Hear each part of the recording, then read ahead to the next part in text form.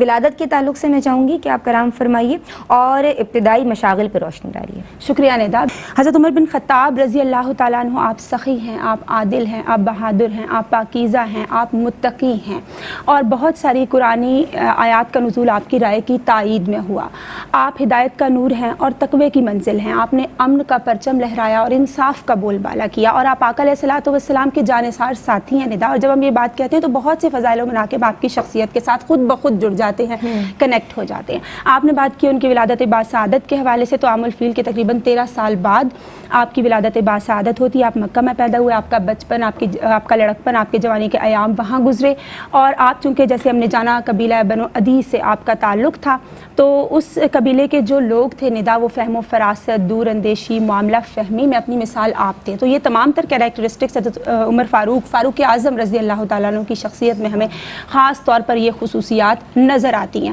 آپ ابتدا میں اپنے والد کے اونٹ چرایا کرتے تھے صحرا میں، اور حضرت عمر فاروق رضی اللہ تعالیٰ عنہ کو جو لڑکپن ہے وہ تھوڑا سخت ماحول میں گزرا، بیکاز ان کے والد تھوڑے سخت گیر طبیعت کے مالک تھے۔ بعد ازاں آپ نے تجارت کے معاملات بھی سنبھالے، اور ابتدائی مشاغل کے حوالے سے مزید بات کی جائے تو ایٹ دیٹ ٹائم جیسے ہم نے جانا ہے کہہ سکتے ہیں تھوڑا سا ابا پہ ان کا مزاج گیا تھا، بالکل بھی تھوڑے مزاج کی سخت، تو ایجوکیشن کا ایز سچ کانسیپٹ نہیں تھا عرب کے اس معاشرے میں ندا، لیکن آپ جیسے ابھی ہم نے جانا کہ ان چند افراد میں تھے جو پڑھنے لکھنے سے شغف رکھتے تھے۔ آپ شاعری میں بھی انٹرسٹ رکھتے تھے، آپ کا ادب سے لگاؤ تھا، آپ گھڑ سواری نیزہ بازی کے شوقین تھے، اور اسی طرح سے ہم دیکھتے ہیں پہلوانی کا آپ ذوق رکھتے تھے۔ یعنی اللہ رب العزت نے آپ کو گاڈ گفٹڈ یہ صلاحیات، آپ کو صلاحیتیں عطا ہوئی تھیں اللہ رب العزت کی جانب سے، یعنی آپ ملٹی ٹیلنٹڈ تھے، آپ بہت زیادہ کانفیڈنٹ تھے۔ اور عرب کے اس ماحول میں ندا اسپیشل جو ہائی لیول کی فیملیز ہوتی تھیں وہ اسپیشلی یہ کرتی تھیں کہ اپنے نوجوانوں کو نیزہ بازی، زبان دانی اور پہلوانی اور اس طرح کے جو فنون ہیں اس سے اپنے نوجوانوں کی شخصیت کو آراستہ کیا جاتا تھا۔ تو جب ہم حضرت عمر فاروق رضی اللہ تعالیٰ عنہ کے بارے میں جانتے ہیں تو ایک وجیح شکیل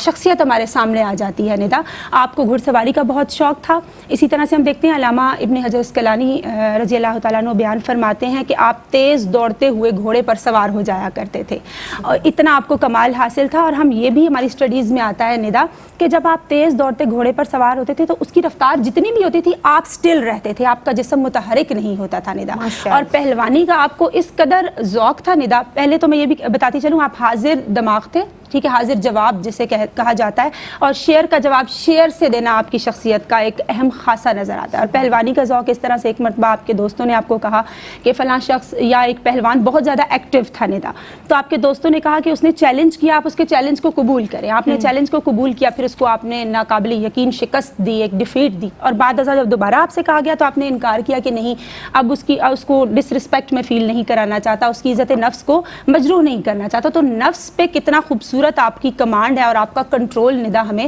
حضرت عمر فاروق رضی اللہ تعالیٰ عنہ کا نظر آتا ہے، اور انہی پاکیزہ اور صاف کے ساتھ آپ نے اپنی جوانی کے ایام گزارے۔ اور ہم یہ بھی دیکھتے ہیں حضرت عمر فاروق رضی اللہ تعالیٰ عنہ کے حوالے سے ندا کہ آقا علیہ الصلوۃ والسلام کی دعا ہے، آپ مراد رسول صلی اللہ علیہ وآلہ وسلم ہیں، تو یقیناً آپ صلی اللہ علیہ وآلہ وسلم نے جب آپ کو دعا میں مانگا اور اپنے دین میں بلوایا تو ڈیفینیٹلی حضرت عمر فاروق رضی اللہ تعالیٰ عنہ کی شخصیت ایک نگینے کی مانند ہے۔ پھر آپ بہت زیادہ ایکٹیو اور طاقتور تھے، تو Nida it's very important being a Muslim, تاکہ جب آپ ایکٹیو ہوتے ہیں آپ خدمت دین بھی کر سکتے ہیں، دین کے کاموں میں پارٹیسپیشن کر سکتے ہیں۔ اسی لیے تو حضرت عمر فاروق رضی اللہ تعالیٰ عنہ با کمال بے مثال مسلمان، اور عمر کے آخری حصے میں بھی رعایا کی خبر گیری کے لیے آپ خود تشریف لے جایا کرتے تھے، نیڈی پیپل کی لک آفٹر کے لیے خود تشریف لے جایا کرتے تھے، اتنے طاقتور تھے۔ تو یقیناً جس شخصیت کا خوبصورت انتخاب آقا علیہ الصلوۃ والسلام نے فرمایا، جن پہ نگاہ مصطفیٰ صلی اللہ علیہ وآلہ وسلم پڑی، اور ان کے دونوں جہان روشن ہو گئے۔ کیا بات ہے، کیا بات ہے۔